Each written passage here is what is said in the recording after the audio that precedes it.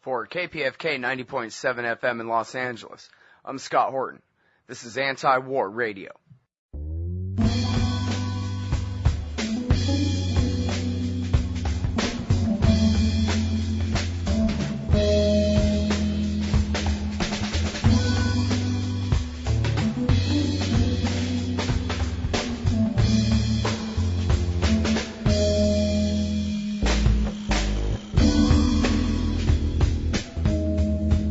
All right, y'all, welcome to the show. It is Anti-War Radio here on KPFK 90.7 FM in LA. I'm Scott Horton, and our guest tonight on the show is Seymour Hersh, investigative reporter for the New Yorker magazine and author of The Samson Option, Chain of Command, and other great books.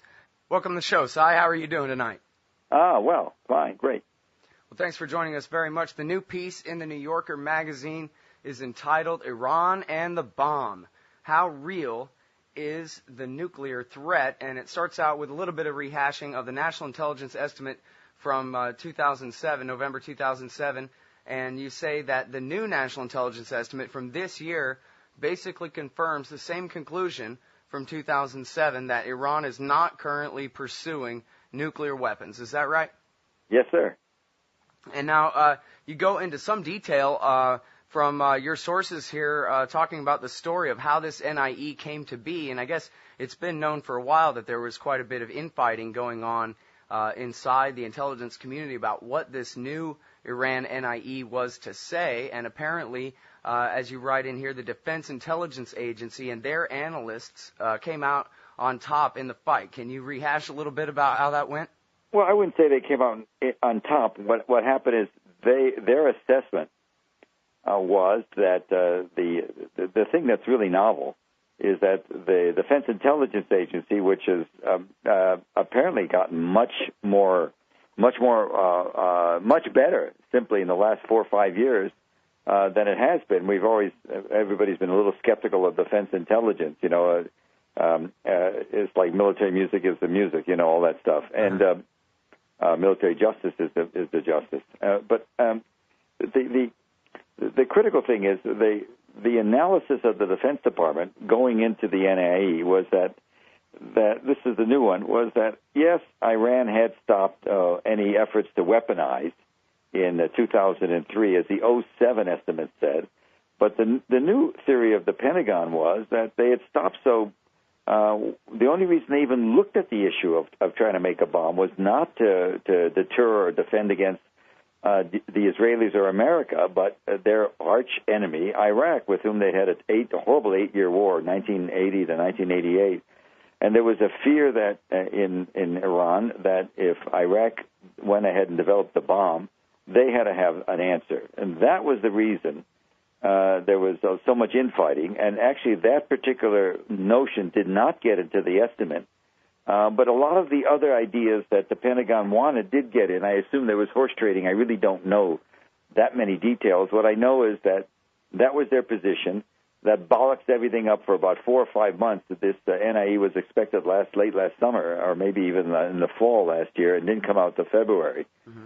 And so you have, the problem with saying that Iran may not have a bomb, for most Americans, that's like defending incest or the Third Reich. We've been so knocked up with the idea that they're committed, the Ayatollah and his minions are committed to being nuclear masters. And I'm only exaggerating a little bit. There's been a lot of fear talk about Iran. The reality is that they haven't looked at weaponization since '03, and it's not clear what they were even doing then. It might have been mostly paper studies. There's been no evidence that we found the United States, and we've had our special forces and our Joint Special Operations Command. I've been writing about this for years, deep inside Iran on missions, looking for evidence of a bomb of a secret facility. There's just no evidence that they've gone that way. And what I also did, this is, I have a luxury at the New Yorker. I can spend months on stories. I talked to officials in intelligence in among our allies in the West, the Germans, even the Swedes, the French, the Brits, and in no place was everybody has a suspicion And the fear is that there may be something they're hiding beautifully, but there's no evidence at all that they've done anything to weaponize. They are enriching. They are working on missiles, yes, but they have not done anything. You know, the process of turning a gas, enriched uranium to 90%, it comes in a gaseous form, UF6. The process of turning that into a metal, we're talking about the most toxic stuff in the world, really radioactive, and then putting it into fabricating it, molding it into a small ball, a core, to go into a warhead, and then surrounding that warhead with little, 10,000 or more or less, that many, little small high explosives, so that you, at the same time, you hit a button and there's 10,000 small impressions, the compression of the ball, and that triggers the response. That's how you get a thermonuclear response or a nuclear response, fission. And the idea, this is such a complicated process, and you have to have special facilities for it. We haven't found any evidence. It just could be that what they've said publicly and what their ayatollahs have said in fatwas, that they're not going nuclear. Now, if I remember it correctly, Cy, in your piece called The Next Act in the New Yorker that came out 2 or 3 years ago, you had kind of mid-level Mossad sources as well as CIA, not the political types like Mayor Dagan and Ehud Barak, who you quote in this piece, but also I believe you had kind of mid-level actual Mossad analysts working the case who also came to the same conclusion that you're telling me now all of our allies agree with, that there just is nothing indicating a secret nuclear weapons program here.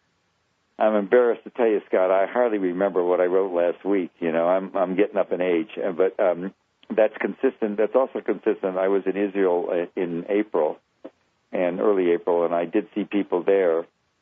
Unfortunately, because of a huge fight over ground rules, the Israelis are really difficult when it comes to attribution. I didn't carry much of their stuff, but I can tell you that that's certainly so today. And it's also true today that, it is certainly so that the mid-level analysts at Mossad agree with the same conclusion, you're saying? Well, it's certainly so that I can tell you about the IDF, the Defense Services. Uh-huh. I don't remember who I talked to before, but I can also tell you that I did see some senior people when I was there, and there's nothing has made me change my opinion. And plus, it's also so that, Ehud Barak said recently on the record something that was said to me in Israel, too, which is that the idea that if Iran were to decide to get a bomb and eventually did get a bomb, which could be who knows how many years away, they first have to build the elaborate facilities needed. And we've, of course, been watching that. We watch Iran all the time. If they did, the idea that has often been said that the Iranians, when they got a bomb, would immediately go after Tel Aviv is loony, because the Israelis do acknowledge that Iran is, it's a 2,000-year Persian empire. They know if they did that, it would be instant annihilation, because Israel obviously has so many more weapons and all posed, for counterstrike. And it's also so that the Israelis also understand that Iran did stop in 2003, whatever it was doing in terms of weaponization. And I basically, along with other people inside the intelligence community, I'm not sure very much was done except some drawings and papers and schematic stuff.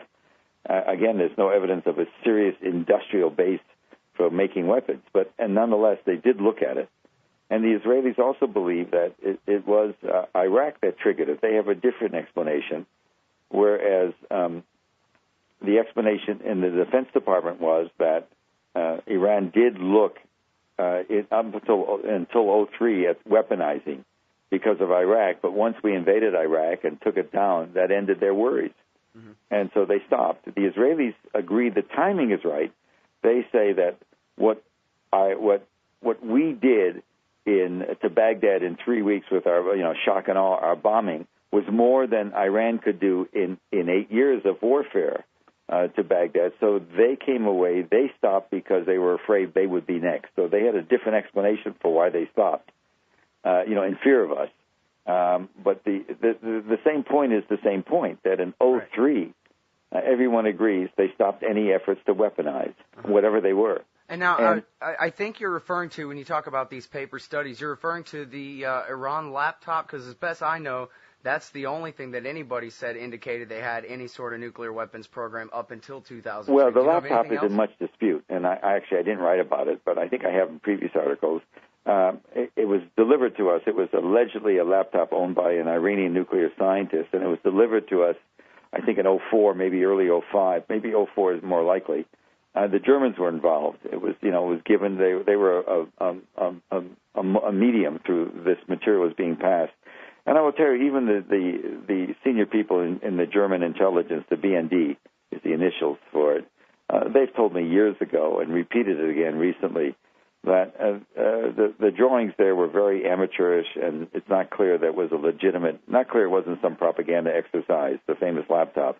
No, I think what the intelligence community is talking about was other signs they had in 03 of some efforts to look at plans and more plans, I think, above and beyond the laptop, which is much in dispute in terms of its provenance.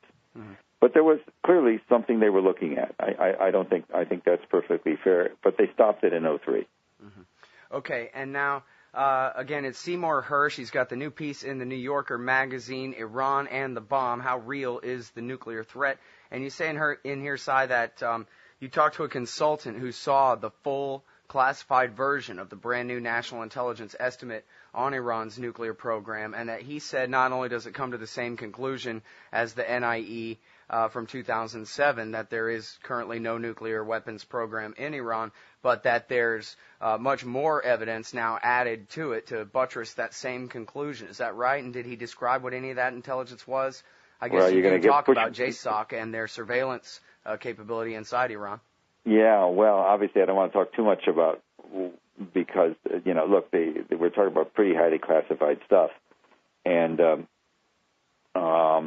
as you may or may not know, the White House got pretty heated about this. They wouldn't talk to me about it, but as soon as it came out, they were very quick to go after me pretty hard, basically trying to diminish what I wrote and make fun of it and say, nobody believes it, and we all know that Iran is serious about it. The problem for us with this information, and believe me, the NIE is taken seriously, and I obviously know more about it than I'm writing because of the classification of it. I don't want to get anybody in trouble, but I will tell you that if in 07 they said there's no weaponization, and in 4 years later they still haven't found any evidence of weaponization, the evidence that they're not doing a weapon system at all has to be assumed to be greater. You've had 4 more years to look.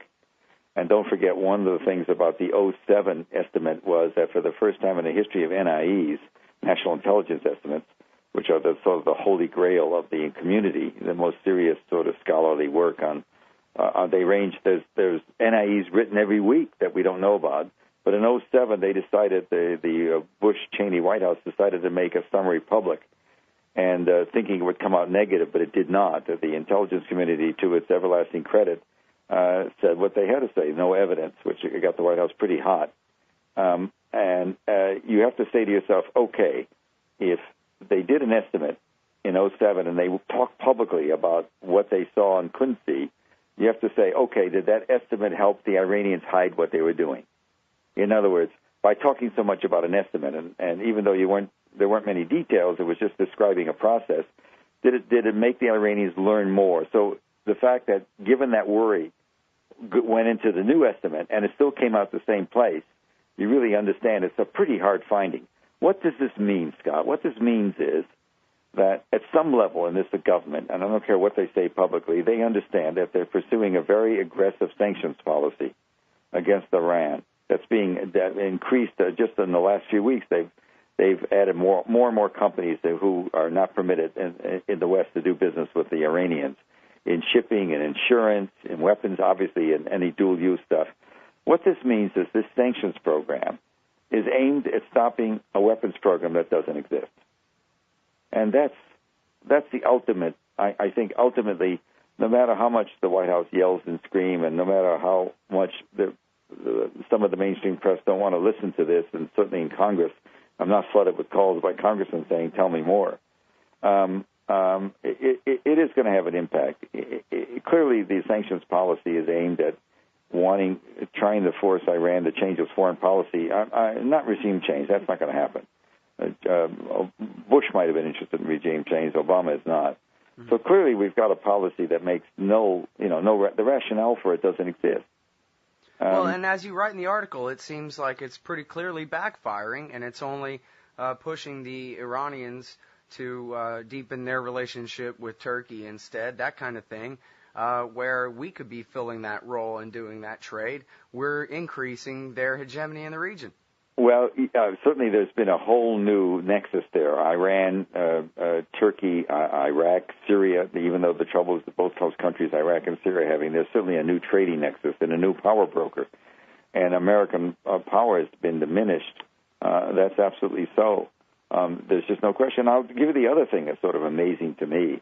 It's also clear that we're having grave troubles with Saudi Arabia. They're really unhappy with the fact that the Obama White House, to its credit, didn't intervene to protect Mubarak in Egypt when he went down, and has generally been sort of they're very skittish about it, but generally supporting the spring we're having, the Arab Spring, the uprisings. I think on balance, for all of his weakness, he's been pretty good on it, and so here we have. The Saudis not increasing the output of oil. There are 8.5 million barrels a day. The price of oil and gas is very high in America right now, and that Obama's going to be reelected not because he got Osama bin Laden, but because he's going to keep gas prices below $4. And so here's Iran, that's the second largest producer of natural gas, and also has still a large quantity of oil, although its fields are diminishing. And they're doing all their trading with India and China and even Pakistan. And excuse me, Dumb and Dumber. What kind of a policy is that if you're trying to increase the quantity of energy available to us and to the world so we can lower the prices?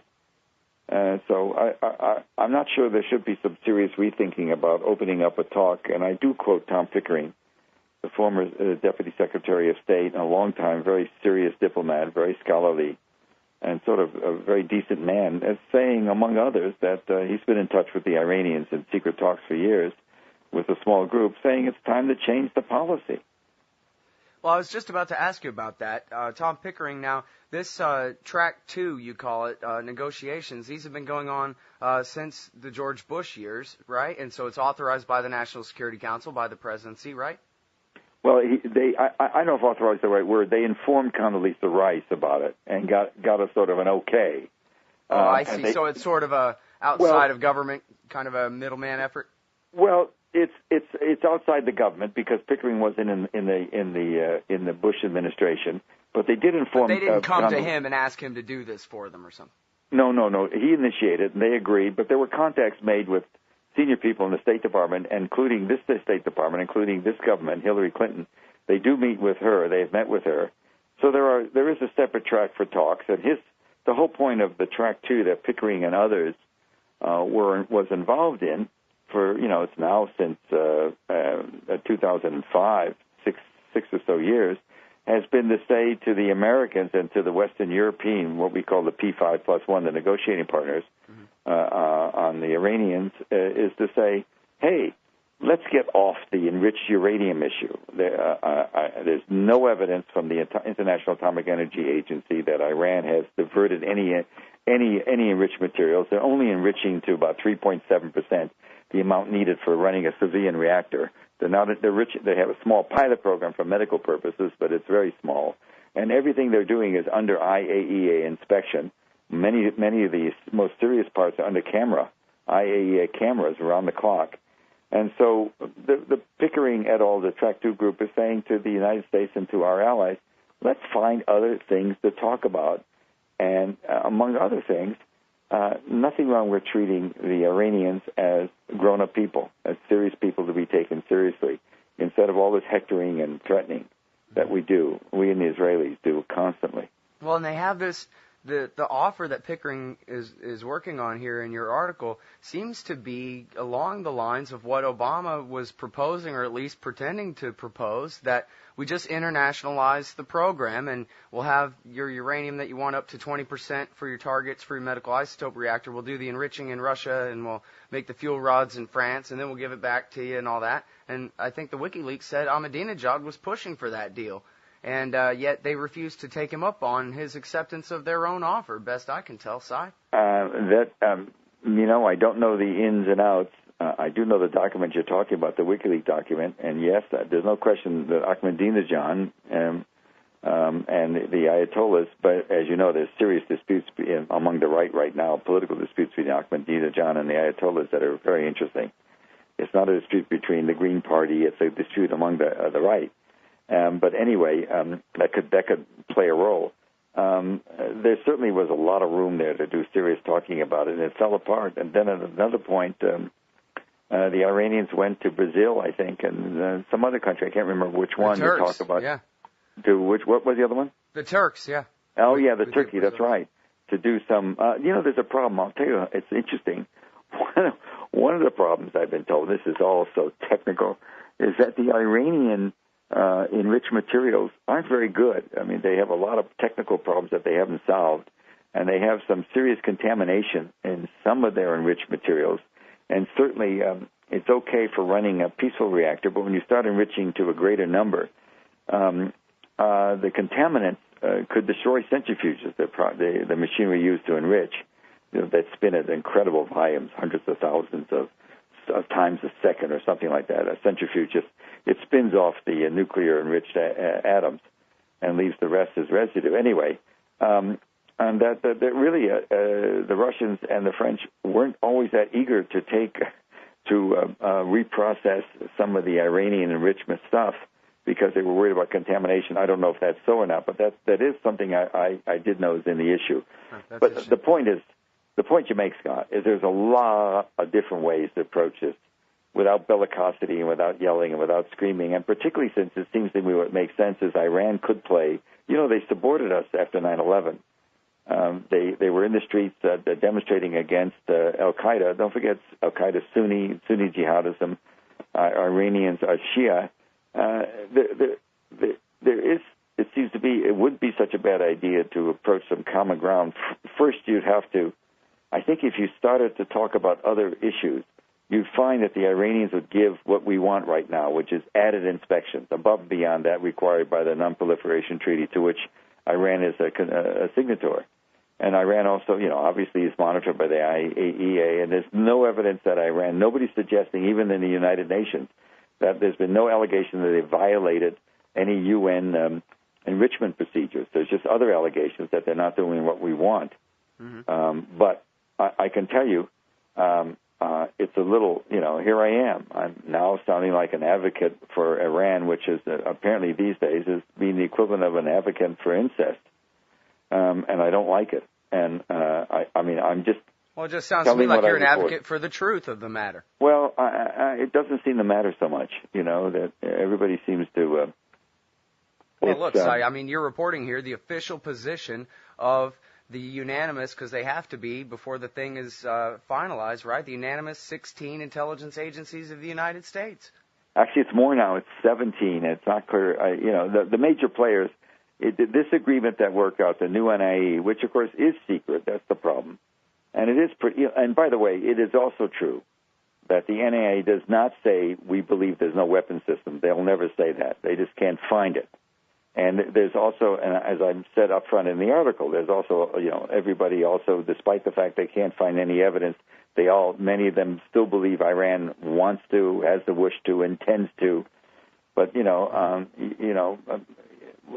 where that breaks down, though, is if we, for now, we have no evidence that there's any secret nuclear weapons program, that means for them to someday go ahead and go for one means to basically announce to the whole world they're doing so, because they'd have to kick out the IAEA and withdraw from the Non-Proliferation Treaty, and it'd be apparent to everyone that it's they're enriching up to weapons grade right there at Natanz, which is now where they're enriching for their civilian program, right? Well, that's interesting, because one of the things that the Israelis actually believe now, that the former head Meir Dagan of the Mossad came out and he said, well, they're 4 or 5 years away. And the way that's explained to me by some people, besides some internal politics, is that Dagan really means that what he's really saying is they're 4 or 5 years away from deciding they would withdraw from the International Atomic Energy Agency and do exactly what you say.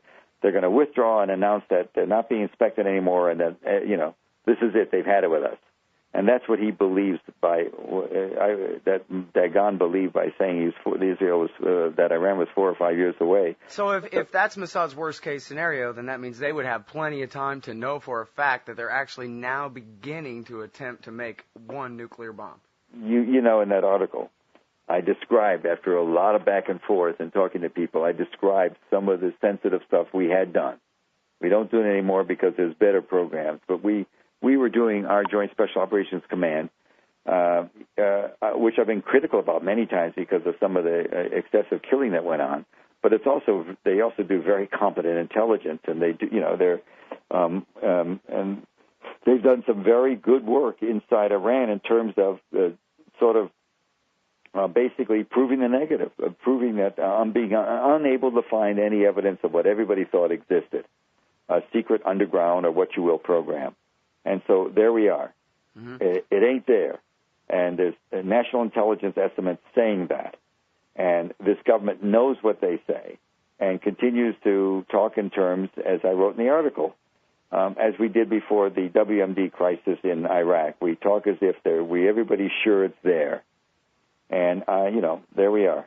Right. Now, one more point to wrap up here real quick is this Track 2 negotiation with Thomas Pickering here. You say in the article that he hasn't had a chance to meet with Barack Obama, and I wonder if that's the same thing as saying that Obama has refused to meet with him thus far, or what? Because this seems like the very best hope that we have for peace. Well, it's interesting. I don't know the answer to that question, because my sense of Obama is that in my reporting, I'm doing other things. I'm writing a book, so I'm still doing stuff, is that he's very isolated. I mean, we always talk about presidents having a cult around them. He's pretty isolated. It's very hard to break through. And it's not clear that Obama wouldn't be very engaged and interested in what Pickering had to say. I do know that Pickering and his colleagues, they include former State Department people, mostly 3 or 4 people that were prominent, former ambassadors and former high government officials who are with them on this project. They've met with Hillary Clinton, the Secretary of State, a couple of times at least, and she's open to talking to them. It's just not clear that Obama actually knows they want to come. Well, let's hope they let him read the New Yorker. I don't think anybody in the White House is interested in reading the New Yorker, at least my part of the New Yorker this week. That doesn't seem to be the response. All right. Well, time is short, but I want to thank you very much for your time tonight on the show. No problem, Scott. Appreciate it. All right, everybody. That is the great Seymour Hersh, author of a great many books, including Chain of Command. And he's written a lot of great articles for the New Yorker magazine on the issue of Iran, specifically the coming wars, the next act, and now Iran and the bomb. How real is the nuclear threat? Just out in the New Yorker magazine. I'm Scott Horton. This has been Anti-War Radio. We're here on KPFK every Friday night from 6:30 to 7 o'clock. And, of course, streaming live worldwide in whatever time zone you're in at kpfk.org. Full archives of all of my interviews are available at antiwar.com/radio. See you next week.